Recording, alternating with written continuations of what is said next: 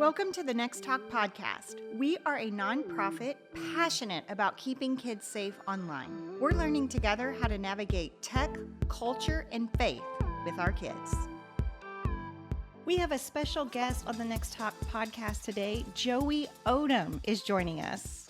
Mandy Majors, it's so good to see. By the way, I'm sure you've heard this. Mandy Majors just flows. My wife, Kristen, she had this wonderful maiden name, Lombardo. How beautiful is that name? And then she had to take on Odom. You married into a great name, Mandy Majors. What a solid name. Thank you for having me on. It's so good to see you. I'm such a massive fan of nextTalk and really, really excited to talk with you. Well, tell our guests who you are, a little bit of background about you and your family and your ministry. Sure. Yeah, I am. My wife, Kristen, and I, we've been married for 21 years. We met in college at Oral Roberts University in Tulsa, Oklahoma.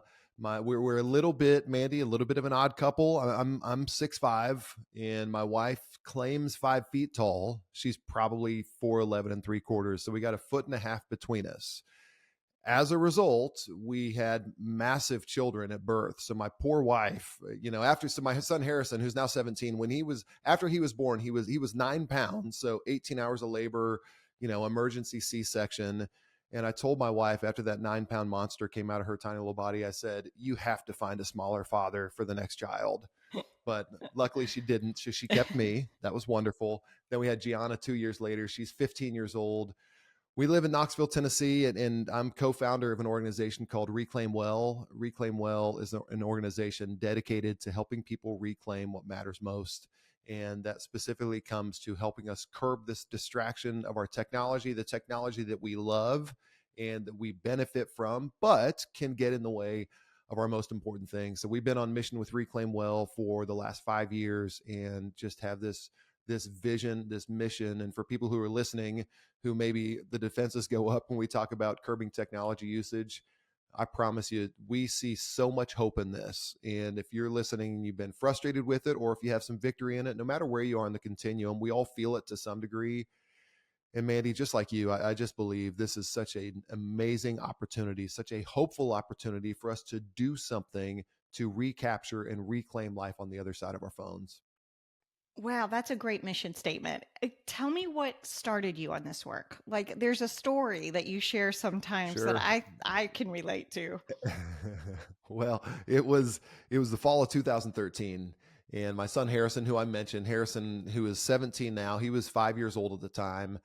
And for anybody, he's playing his first youth soccer season. So anybody who's been to a youth soccer game, if you watch these little 5-year-olds, you know that the kids who score the goals are these really aggressive kids. The kids who appear to be involved maybe in a halfway house or in a work release program, very aggressive children.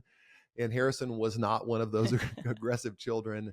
So he's this sweet kid at 5 years old. And as a result, no surprise, everybody on the team had scored a goal this season except for Harrison. So my wife and I and our daughter Gianna, we went on the sidelines on another Saturday afternoon to take in another 5-year-old soccer game. But then about midway through the first half, in the middle of really the ordinary, something extraordinary emerged. And Harrison found himself standing in front of the soccer ball with the goal in his sights. And he rears back his leg and he kicked. And what happened next, Mandy, it's a little dramatic, but it has shaped me as a father. As that ball rolled over the grass, and you kind of can picture it like a slow motion movie. You cue the James Horner dramatic music in the background as the ball glides over the grass into the back of the net for Harrison's very first soccer goal. And so these sweet parents, they knew exactly what had just happened. So they're going wild. His coach runs out on the field and he lifts up Harrison. But there was this moment, Mandy, right in between the ball hitting the back of the net and Harrison's coach picking him up, when Harrison did something that 5-year-old boys do. Harrison turned to the sidelines to lock eyes with Dad, to see the pride on my face, to see the smile on my face, and to share this really, truly magical moment together. And it was magical with one slight exception. And that's that I missed the entire moment. Every bit of what I just described, I missed. See, when Harrison turned to the sidelines to lock eyes with me, all he saw was the top of my head because I was looking down at my phone. So I didn't see the goal. I didn't see his coach pick him up. I didn't see his beautiful face scanning the crowd to lock eyes with mine. And I didn't see the light in his face fade to disappointment when he realized that I had missed his big moment. So I missed that moment, and I didn't really have the words for it at the time, but I have the words for it now. What the words I had at that moment was, ugh, just, UGH, ugh, that I had missed this moment. The words I have now, though, is that this relationship that I had with my phone was getting in the way of one of the most important relationships in my entire life. So that was a seminal moment. I'd like to say, Mandy, that everything got better after I had that realization, but it didn't. Didn't really have the toolkit. So I probably missed other moments, and I probably phone snubbed my wife and my kids in other phone conversations. But I look back on that moment to say something's wrong. So I got a call a couple of years later from a good friend of mine, Heath Wilson, and he said, "Hey, I have an idea.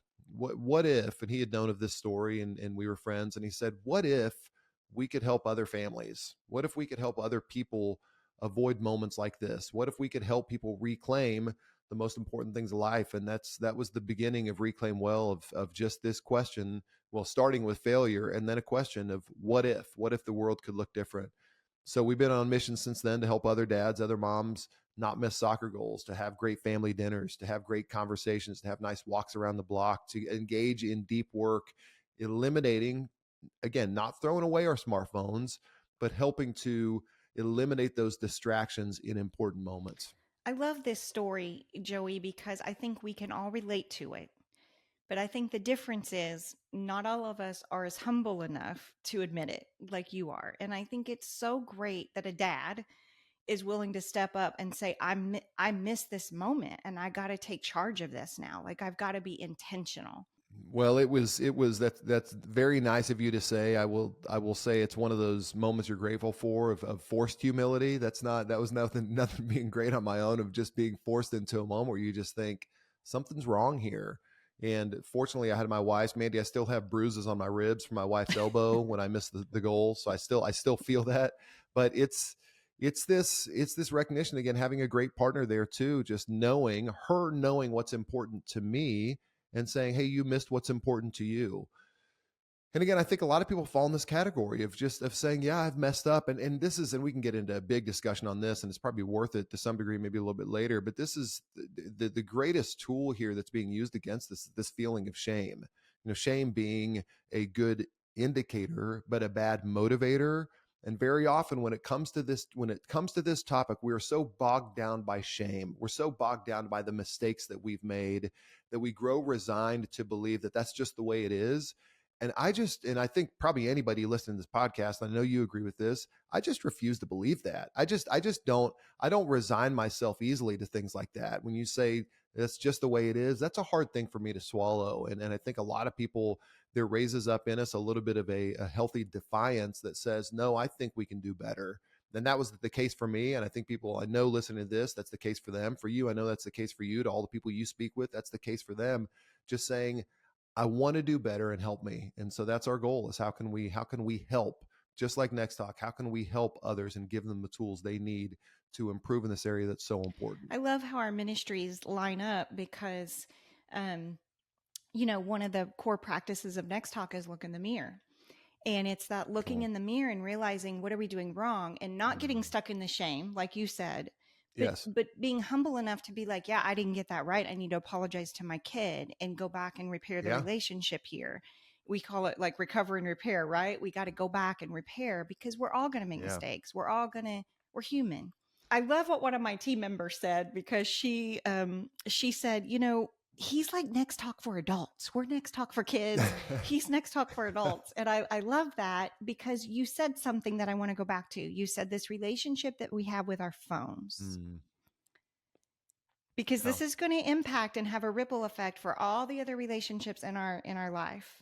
So let's dive into that. What does that mean to have a relationship with your phone?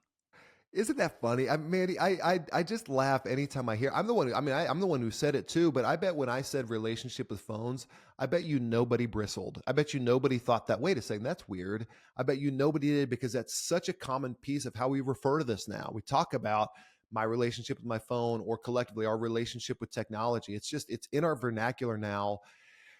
And we started thinking about this a couple years ago, and we thought, hold on one second. I think that might be weird that we're talking about relationships with phones. So let's think about other objects in our lives that we as adults, let's focus on adults for a second, that we as adults have.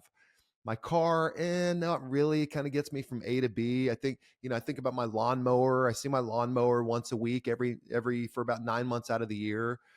But it's not as if when a conversation gets boring, I go sneak out for a quick mow, right? But we do this. We do this with our phones. Things get boring. We kind of take a look at them. And as we've thought about this, while it's very unique for adults to have relationships with objects, that's very odd. I think this is, maybe you find some exceptions. I think this is the singular object we really have a relationship, non-living object. But infants and toddlers, they have relationships with objects. As you think about it, they have relationships with their blankies, they have relationships with their binkies, they have relationships with their teddy bears, and these all have a word. And that word, these are comfort objects. Another word for them is transitional objects, and they serve a very vital purpose in the development of a child. So what it does, a child clings to a transitional object. They cling to a comfort object to give them a sense of security, to give them a sense of comfort in the absence of relationships. In other words, parent walks out of the room, child cries, holds onto the teddy bear, and it makes them feel better. But as we know, this is just a phase. Before long, a child realizes I can do this on my own. So they discard this comfort object. They discard this transitional object.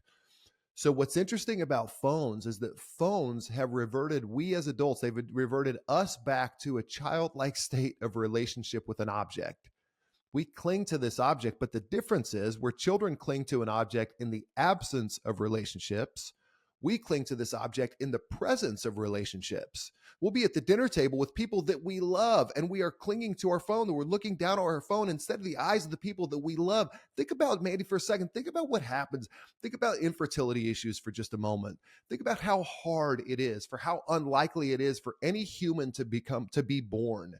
I mean, that is, a 1 in a billion chance for that individual to be born. So we work so hard. Some of us spend so much time, effort, money even to become pregnant, to have a child. And then all of a sudden, we're clinging to an object instead of looking in their eyes. At the dinner table, we'll be in the middle of a conversation. So it's absolute lunacy.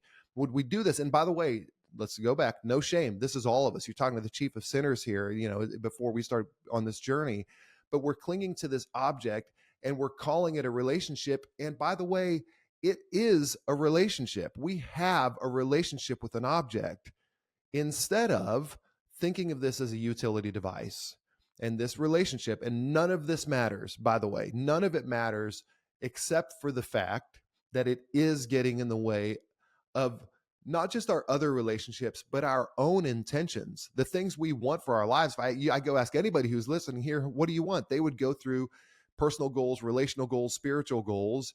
Yet we would also acknowledge that the number one distraction, absolutely, the number one distraction is this silly little thing that we have a relationship that sits in our pockets. It's a little crazy, but it is true. And I think when we begin to name it, when we begin to recognize it as a relationship, when we recognize that it's getting in the way of more important relationships, only then can we begin to do something about it that's truly effective. I mean, it's becoming an idol. It becomes an idol in our life. Yeah. And that's right. This is why I love the work that you're doing, because we always say at nextTalk, we are the adult in our home. The culture is not going to change unless we change it, because we're the leaders in our home, right? But if we are not leading well with a healthy balance with our phones, we can't get mad at our 14-year-old that doesn't have a healthy balance, right? Because we have created that culture. Boy. You just said something that we think about this all the time. We call this the 3M parent trap. By the way, what we do as parents is we model a bad relationship with our phones. That's the first M. We model this. And when I say model a bad relationship, let's define bad relationship. I would say bad relationship would be your phone at the dinner table. I would say a bad relationship would be looking at our phone when someone's trying to talk to us, when my 15-year-old daughter is trying to talk to me. If I just take one glance at the phone, that kills that moment. So we model that bad relationship. One day our kids get a phone. And by the way, whether you've waited until 8th or you waited until 10th or you gave it to them in 6th grade, whatever that is, I don't care the age. When we have modeled a bad relationship, our kids do something very unsurprising, is they mimic what we have modeled, that they have their phones at the dinner table. Shocker. That they phone snub us in the middle of a conversation. We're trying to talk to them. Shocker. But then we do something crazy, absolutely crazy. is that we have the audacity to get mad at our kids for mimicking what we modeled to them. So everybody listening here, let's begin to ask ourselves a really hard question. You said, look in the mirror. Let's ask ourselves a question. Am I modeling a relationship that I want my child to mimic someday? Studies will tell us that the number one predictor of how your child will use a phone someday is how you use your phone today. So we have to begin to model a relationship with our phones that we want our kids to mimic. This may sound heavy-handed. This may cut to the heart. If you're feeling your defensiveness come up, it may be because there's some truth in it. However, let's not forget, this is wonderful news. This is incredible news because what do we say? The number one predictor of how your child will use a phone someday is how you use your phone today.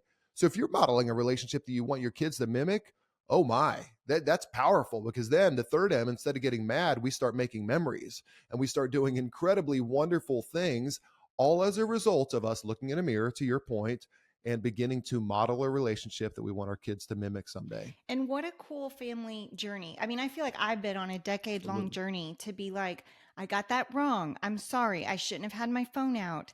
And they see Yeah. me apologize for that. I have seen my Yeah. own kids then be more humble when they get stuff wrong with their phone, because I'm, again, modeling the apology. And it's a process. Like, we're all learning. We're all going to get this wrong sometimes.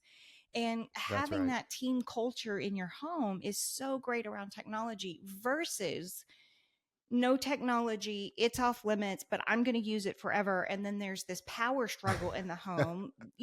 We always say, teach your kid to use a phone like you're going to teach them how to drive a car, like in a step-by-step approach. That's what we believe at nextTalk. But I love what you're doing. And so if we focus on this relationship, that we're the solution here, the parents are the solution, and we have to have a relationship, a healthy relationship with our phones. Help us put this in perspective for us, because I feel like this is going to be some deep soul searching work here that you're going to dive into here. Yes.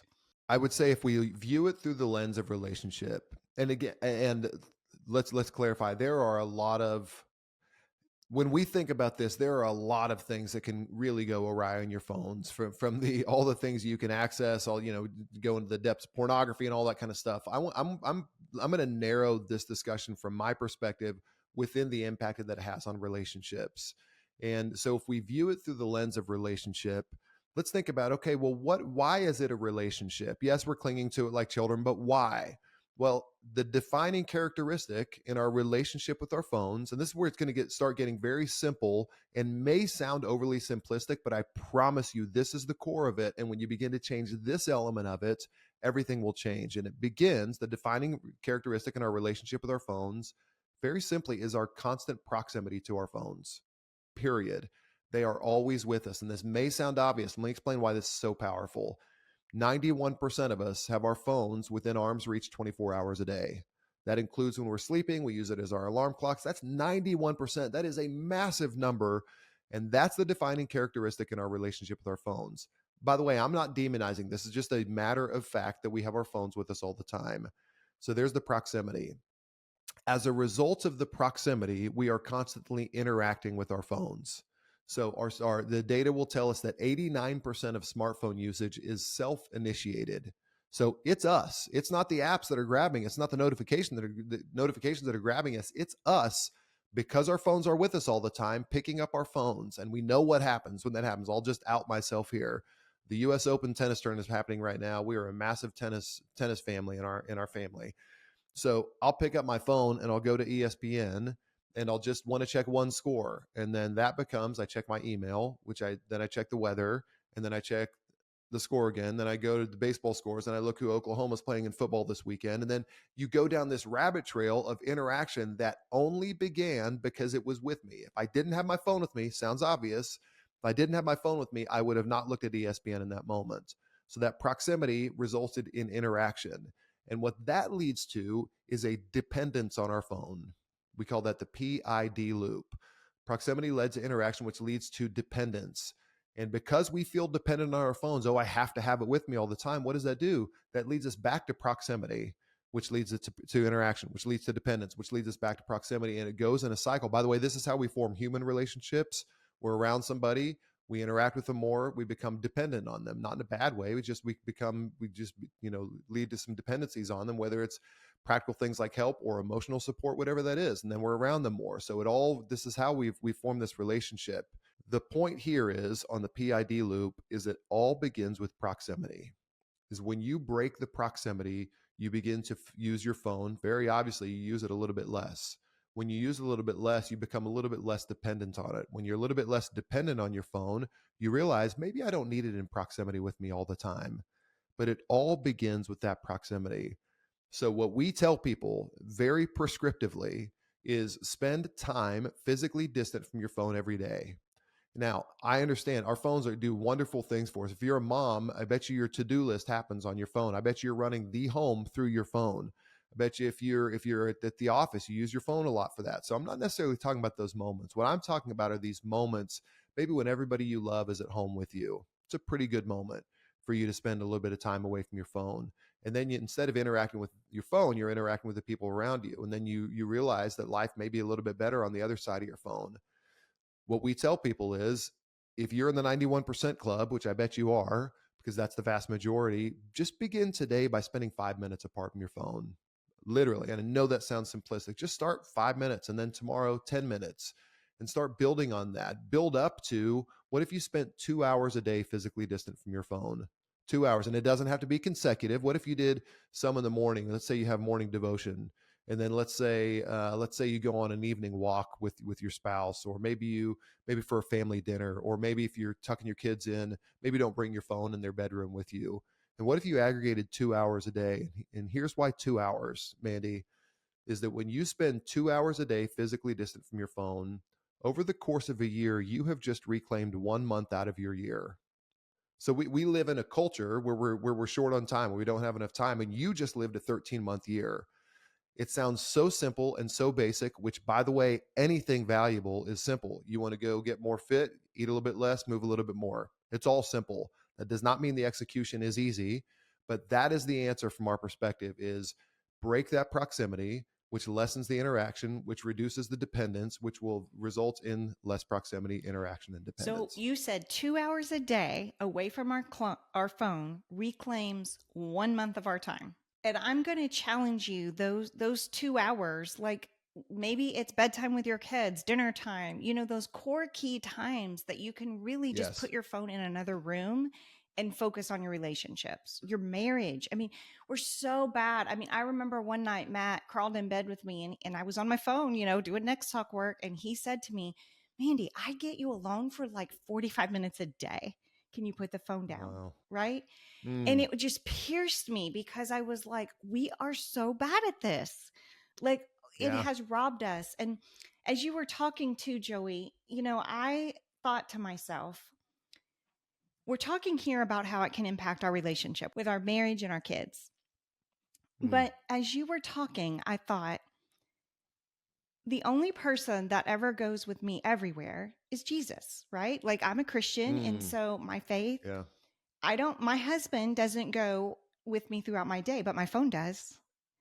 And I just had this thought of how is this affecting our relationship, our faith with God? Because we're normally when I'm alone, I'm praying, I'm talking to Jesus, I'm requoting scripture. But what have I done? I've filled that with podcast listening and all kinds of stuff with my phone. So how is this impacting our faith on our spiritual journeys? This is one of these things. And by the way, this is what's so great about this is wherever you fall on the continuum of faith, this hits, this applies to you no matter where you are. And this is why, by the way, this is also another reason why I think you should read the Bible, why I think you should go to church, because what I'm about to tell you, I believe this comes from Jesus's mouth 2,000 years ago, and it's never been more applicable than today. And that is the idea. When you read through the Bible is obsessed. God is obsessed with fruit. He loves it. He talks about fruit all the time. Garden of Eden talks about fruit. You talk about fruitfulness. You talk about unfruitfulness. You talk about bearing fruits.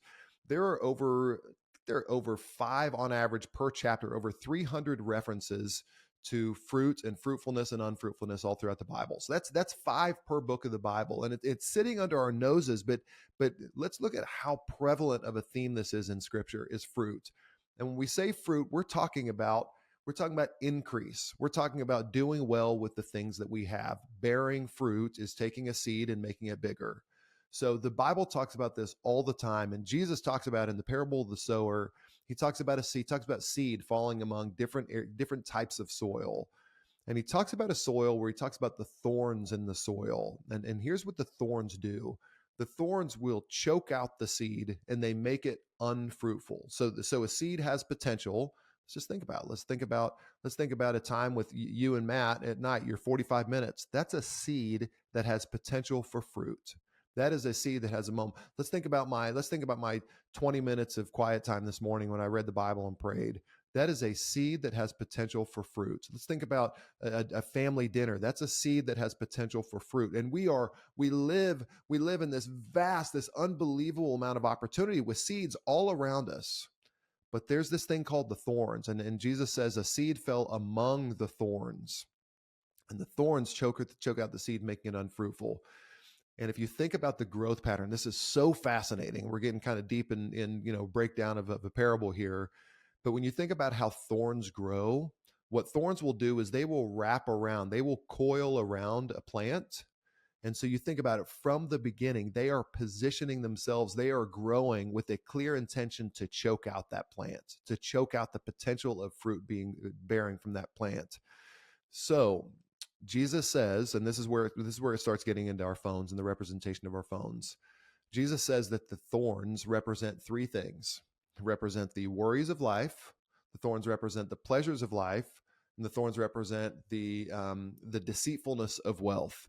Worries of life, pleasures of life, deceitfulness of wealth. So these are the thorns that have the potential to choke out the good things in our life and make them unfruitful. I don't believe there is a greater representation for our phones than these 3 things. So let's break each one down. Let's think about the worries of life. The worries of life. Let's just think what lives on our phone. We have our Twitter feeds. We have our news feeds. We have our emails. All of these things, when you go on your news feed, you can't go on the news and not feel some level of worry. And so what does that do? That begins to choke out our minds. Then you have the pleasures of life. All the ways that we can escape on our phone. Let's think about the Netflix, the gaming, the gambling, pornography, whatever it is. These are those pleasures of life that we're trying to escape the present moment, and we go find that solace on our phones. And then the deceitfulness of wealth. This one I love, and this is why you should read your Bible again. That's such a brilliant way to put it. It's not the wealth, it's the deceitfulness of wealth. Wealth lies to us. It tells us stories. So if you go on your Instagram feed, let's say you and your family are on a vacation in Tampa, and you're enjoying your time, you're having a great time of connection, and then you go on your Instagram feed and you see a friend who's on vacation in Tahiti. And all of a sudden that Tampa vacation isn't quite as fun. And you start thinking, if I had that Tahiti money, if I had that kind of money, then I'd really be happy. So the deceitfulness of wealth is telling you that what you have is not enough. And this all lives within our phones. And even to take it one step further, Mandy, think about even the rhythm of our days. Think about the morning, the worries of life. If we use our phone as an alarm clock, you roll over and you turn off your alarm and you start looking at your phone even before you've gotten in the word or said, good morning, Jesus. If you look at your phone, all of a sudden those worries of life begin to choke out the seed before your day's even started and make it unfruitful. The pleasures of life, those things usually happen at the end of the day. You've had a long day at work and then you try to escape. And so it chokes out that evening time that's so precious. Again, we talked before we went on air about our kids, and you have one child in senior in high school and you have another graduated from college. I have 2 high schoolers, and I think those are the golden hours right there, but it can choke out that seed. And then the middle of the day, when it's money making time in the middle of the day, and that deceitfulness of wealth can choke it out. So the implications for all the good things, but in the specific reference in the parable of the sower is our walk with Jesus, is the potential we have to bear fruit. The spiritual implications, even for pastors who may be listening. Think about putting so much time into a sermon series and then giving a message on a Sunday. Then all of a sudden your people receive that word. And then all of a sudden just one glance at their phone totally chokes out the word that God has given you. Again, we're talking thorns and choking and death and unfruitfulness and all that kind of stuff. Here's the great news, Mandy. is when we recognize that these are thorns whose sole intention is to choke us out. And we believe another interesting thing. We were in the yard yesterday. My wife and I were working, and there was a vine that grew up with the other with in our front garden, and it almost looked indecipherable to the healthy plant. And this is how our phones look, is it almost looks indecipherable, that it's such an inextricable part of our lives. But hold on one second. These are thorns. And if we can prune them back, and we have to do a constant pruning, and we can keep tending to our garden and holding them away, then all of a sudden we are going to be good soil that bears fruit. So the spiritual implications are massive. And if we can recognize these as threats, they are threats. They want to kill us if we let them go untamed, but we can do something about it. We begin to prune these back so that we can then bear good fruit in our lives. I love that visual. I love that visual because, when you say bear fruit, I'm constantly thinking about the relationship with my kids. We're parenting, we Yeah, focus on yeah. parenting so much at Next Talk. And I'm thinking about the fruitfulness of each conversation that I've been able to have with them over the years, late at Mm, night at 2 a.m. And, yeah. just when they're ready to talk, and how if I could perceive that as, but I'm on my phone bed rotting and I don't want to get up out of my bed to check on my Yeah. kid, like that's a thorn that could choke Mm, out this moment with my kids, yes. that could be a memory and a major discipling moment with my kid too, right? Mm, If I start to make that switch in my mind, I think it helps make better choices with my phone, which is what you're trying to do. yeah, that's exactly right. And by the way, this will be a lot like anything else in your life. This is going to be very hard at first. I really do believe that. And you're also going to begin to condition yourself, and it's going to become to feel more natural. And then when you start doing practical things like curating your environment, so that so you don't have to rely so much on willpower. James Clear talks about this in Atomic Habits. He said an environment is always stronger than willpower. So if you're relying, if you just imagine you're a smoker and you're trying to stop smoking, you're probably not going to keep a pack of cigarettes in your pocket. You're probably going to eliminate those, the possibility of those being with you. So what are those moments in your life when you can think, okay, it is time to put the kids down to bed? What a great moment for me to put my phone down. What if, let's think about in your marriage, how cool is this, is if you go on a date night, let's say you have, people will say this, oh, on a date night, what if the babysitter calls?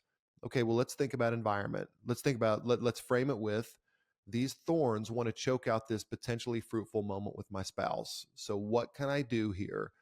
I love, and this is so very practical, when you sit down at the dinner table on a date night with your spouse, do a phone swap. So you are accessible, but you're probably not going to doom scroll your spouse's phone. So let's begin to think of it always with the beginning. This is a potentially beautiful moment. There are thorns here that could choke it out. So what are the practical things that I'm going to do, the environmental shifts that I can make that will begin to ensure that thorns will not choke out this moment? I love that. That's a very practical example. The other thing too is I would just say to my people, call me. I'll have my ringer on, but it's in my purse. Don't text me. Yeah. I'm not checking text. When Yeah. I started getting serious about trying to do this, that was one of the things that I would even tell my team is, if there's an emergency, call me, but I'm not checking my text. I'm going to put my watch on airplane mode. That's or Yeah. take the watch off completely, whatever you have to do. But I like what you said, the example of the cigarettes. We have to be serious about, if we truly cannot get away from our phone, we have to make space. We have to Yeah. create the space. Mandy, I have a suspicion. I bet you that you have not gotten that many emergency calls after you've done that. You did that. You felt good to yourself, but I bet you haven't had this plethora of emergency calls in that moment. It's a very good practice, but what we find over time, and I'd be curious your experience here. I bet what you found over time is that, oh, not a lot of emergency calls came in. I was actually fine without it. 100% could wait. 100% Yeah. could wait. And that's the other thing. Even if there was a DM that was coming in with panicked, like, I need to have parameters about that. Like, I can't just Yeah. start responding to DMs at 2 a.m. That's not healthy for me, Right. right? So I need to be sleeping. So you have to create it's boundaries to protect your Yeah. sanity. I want to dive into this, like, relationship with Jesus more, because Because I Mm, keep, as a parent, one of the things we teach at Next Talk, is if we're not okay, if we're not stable, if we're not peaceful, if we're not calm, we're not going to raise kids who are. Right. And yeah. part of me helping with my worry, my anxiety, all of that kind of stuff is, of course, therapy, medication, all that kind of stuff. Right. That no wrong answer. God can show up in all these different places. But if I am not constantly connected to Jesus, I see the ugly that comes out of me. I see the ugly. And so, how much is that robbing us of just not having this peaceful time with Jesus to like Mm, recenter our soul so that when we pick yeah. the kids up and they bombard us, on the way home from school with all these things, we're calm and we're ready for that Mm, versus yeah. bed rotting all day or on our phones all day, Mm. running from one thing to another, being connected all day and not even having a moment with God at all. Well, the thing we know from Scripture, we know that God speaks in whispers. We know that, when Elijah went to I always get my Elijahs and Elishas mixed up. So don't comment with my wrong Elijah versus Elisha. But when God called him out and he said he wanted to be with the Lord, then the earthquake happened and said, but God was not in the earthquake. Then the fire happened, but God was not in the fire. But then a still small voice, or in other translations it says a gentle whisper, and that gentle whisper that draws us in, and we don't give ourselves this moment to hear the gentle whisper. And I will tell you, for those of you who experience, those of us who experience, there's no greater place. David says, better is one day in your courts than 1,000 elsewhere. That when we have those moments, and here's what's cool about that too, we start to get filled up the fruit of the Spirit, the Holy Spirit that is in us, that Jesus gave us, the fruit of the Spirit. And so back to fruit. And by the way, this is not something we're creating. The thing that overflows from us is a list that a lot of us know called the fruits of the Spirit. And I bet you that everybody listening would want these things in their lives.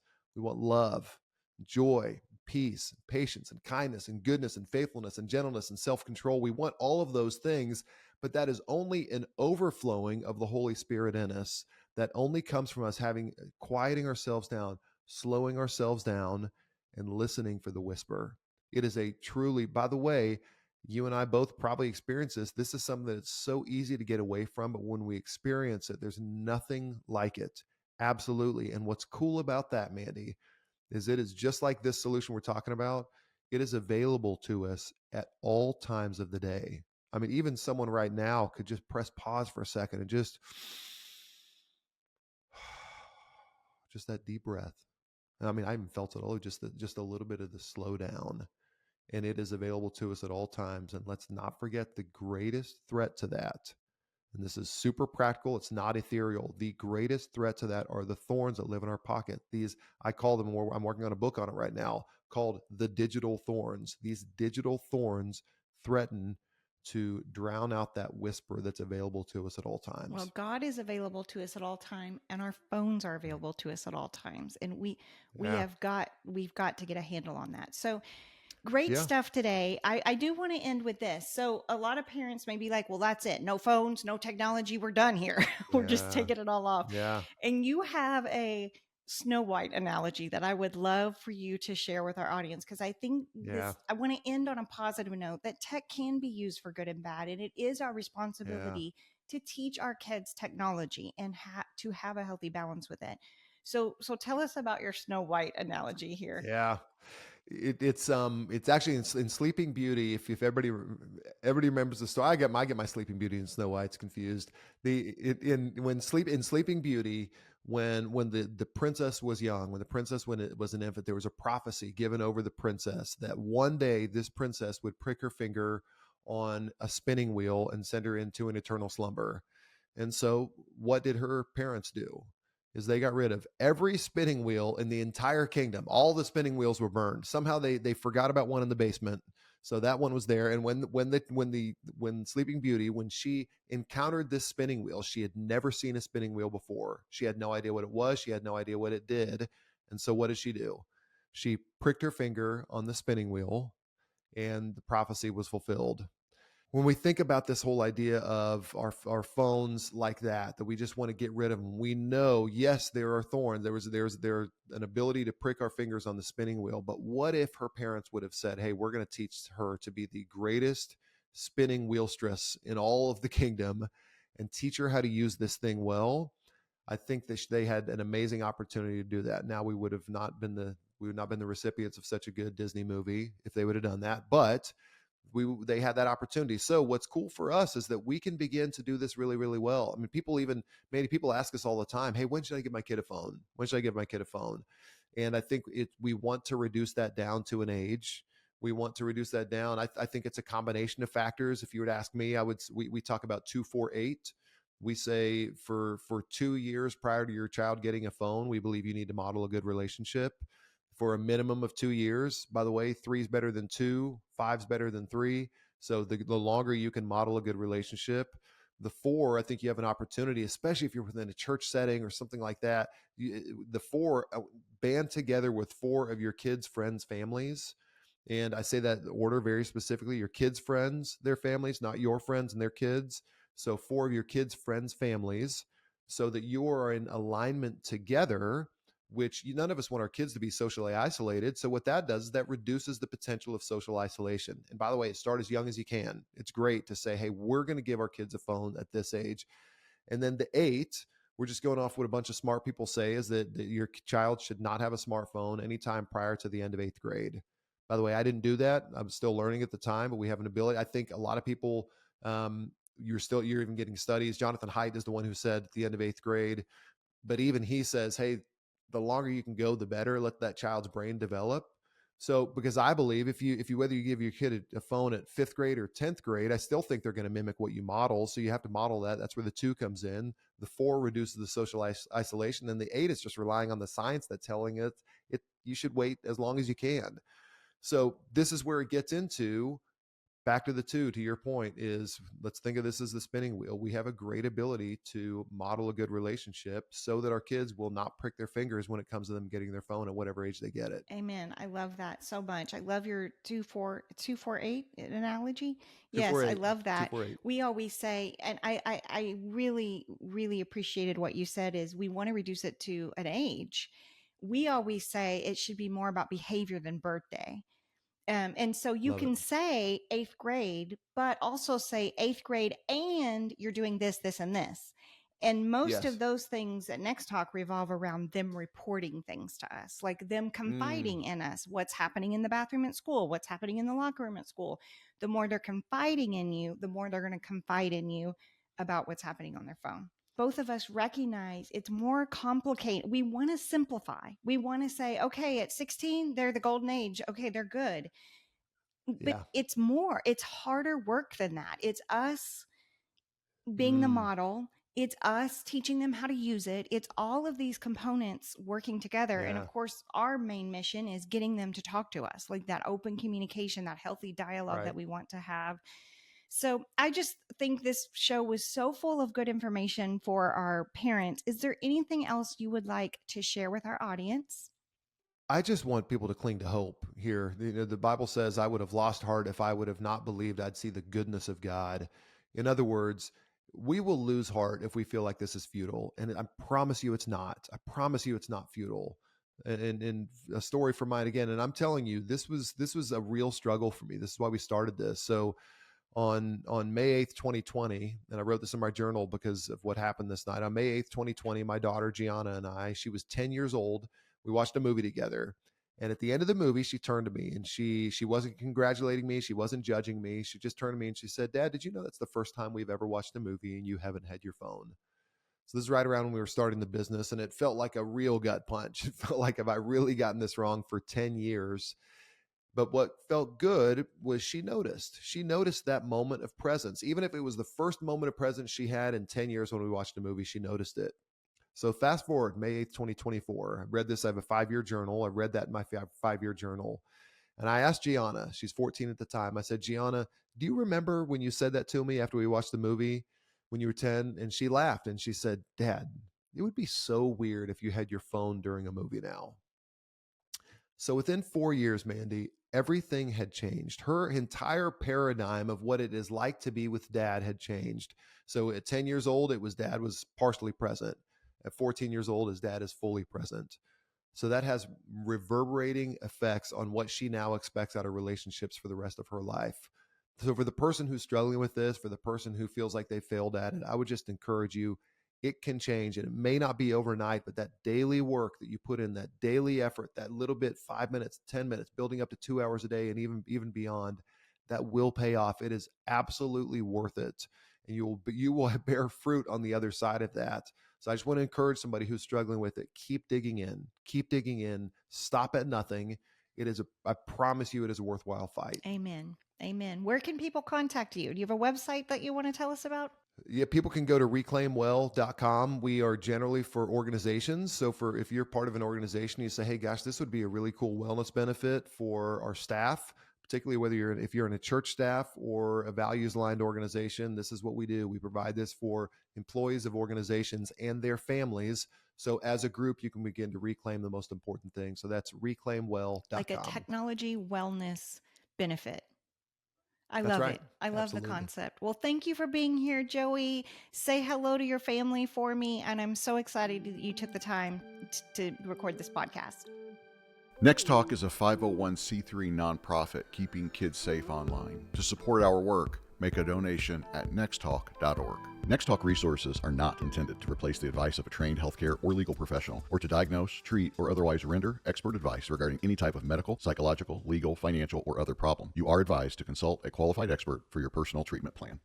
Our nextTalk podcast is in the top 2% of over 3.4 million podcasts ranked by Listen Notes. But now we're also adding YouTube. So this is a whole new thing we're doing. If you could like, subscribe, and comment on these videos, it would help us so much. We appreciate y'all.